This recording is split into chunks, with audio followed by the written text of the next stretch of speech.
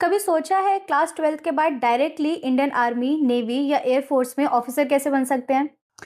So this is episode number 8 career unlock series and आज हम बात करने वाले हैं one of the most important exam which is NDA, national defence academy exam. तो पहले एलिजिबिलिटी की बात कर लेते हैं। The age eligibility is 16.5 to 19.5 years and again after class 12 you can give this exam.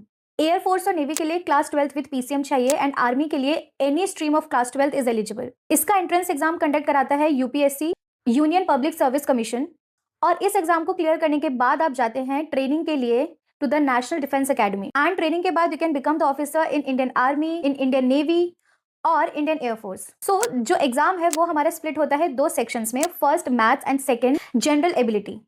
Maths का जो पोर्शन है वो हमारा 300 मार्क्स का होता है एंड जनरल एबिलिटी हमारा 600 मार्क्स का रहता है।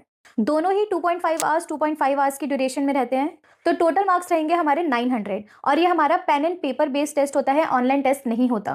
तो सबसे पहले इस एग्जाम को प्रिपेयर करने के लिए अपनी मैथ्स को स्ट्रॉन्ग कर लो और जनरल एबिलिटी सेक्शन के लिए अपना English, physics, chemistry, geography, history and current affair जैसे सब्जेक्ट्स को अच्छे से प्रिपेयर करना है। एग्जाम साल में 2 बार होता है, पहले in April and the second one is in September. Exam का जो ओवरऑल टाइम है वो 5 आवर्स का रहेगा, जिसमें से अगेन 2.5 मैथ्स के लिए एंड 2.5 हमारा जनरल एबिलिटी के लिए।